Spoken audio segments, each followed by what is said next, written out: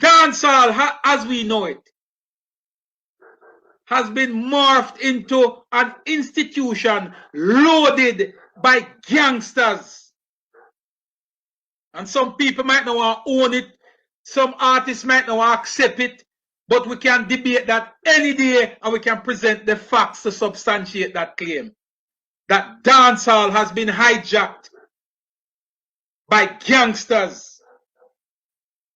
A lot of dancehall artists, whole heap of them, were gangsters before they became dancehall artists. A lot of them used dancehall music as an escape route, not from poverty alone, but from gang warfare. Some of them, the music and the dancehall music saved them life. That is the reality. And when you look at what is happening now, when you listen to some of these dancehall artists, you wonder, how come? You start to criticize a government. You start to criticize politicians. I'm going to tell you last week in my commentary, that Jamaican people don't really like politicians. We have no love for politicians. I'm going to repeat it. The last time I was here, I said it. When the vaccine was not the most popular thing in town, Jamaican people said, make the politician take it. And when it became something to save life, them say, no, don't give it to the politicians. That is the love that we show for politicians.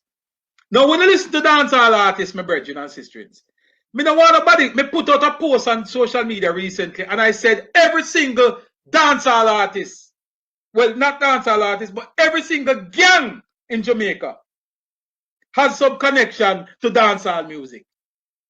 I mean, I'll take it back. I'll take it back. Some 350 of them gangs in Jamaica, and every single one of them have a connection to dancehall artists. Every single one. I mean, I'll take it back. Because the evidence is there. You name the gang. If you don't have an artist in there, it have an artist who supply them and support them.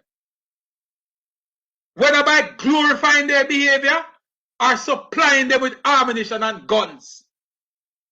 The evidence is there. It's in the open. And it's no secret. So some of these very artists who come out now and criticize the government need to take a look in the mirror and ask themselves the question, what have I contributed to the decay in the society? Spragga Benz, ask yourself the question. Not ask it in a crowd. Go in your bathroom, looking at the mirror, man to man, yourself to yourself. Ask yourself the question, have I contributed to the decay in the society? Whether by glorifying gun crime, supporting gun crime, supplying the equipment for gun crime, ask yourself these questions, Spragga. I respect you, I love your music, I listen to your music, I watch your movie. But when you start to become a hypocrite, I cut you loose. I cut you loose. Ask yourself the question, what have I done to contribute to the decay in this society? As a dancehall artist, Spragga Benz, that are for you. The same thing can go for Baby Sham. Spragga Benz, you come from Kirk. We know the amount of bloodshed. We know the amount of youths who are dead down there. Ask yourself, could I have used my music, my influence, in a better way to prevent the carnage that took place in that community? Ask yourself that question, Spragga Benz. And I could come up the road now. We don't go Spanish Town Road. I could come at a crossroad. And I could come up the street and go down where we go now. I could go up on the boulevard. I could go up on the boulevard. And I could go over Sherlock Crescent.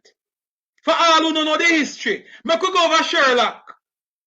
And I could go back to the days when people are dead like dog in a Sherlock. Where were you, Spragga Benz?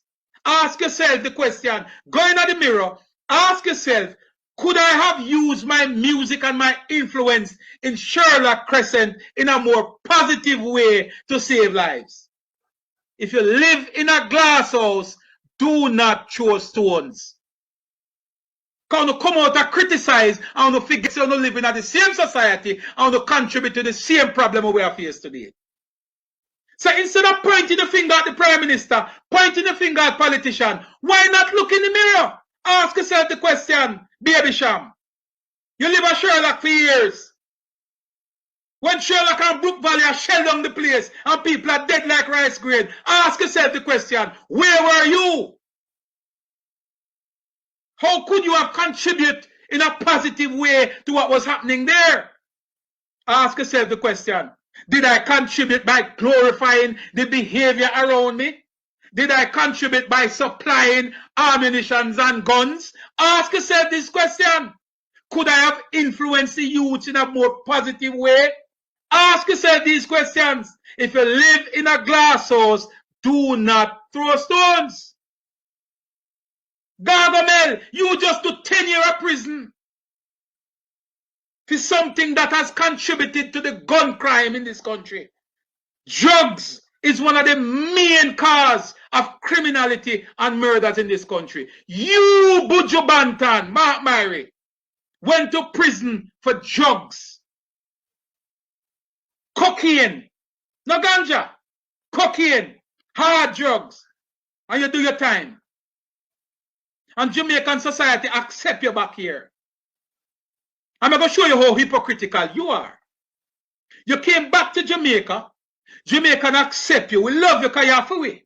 Irrespective. But when you live in a glass house, Buju, do not chew on a stone. You start to criticize and tell people, don't take no vaccine, vaccine this, vaccine that.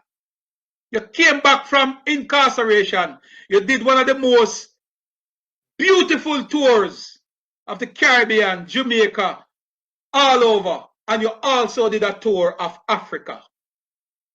Before your incarceration, you would have traveled to several countries in Africa.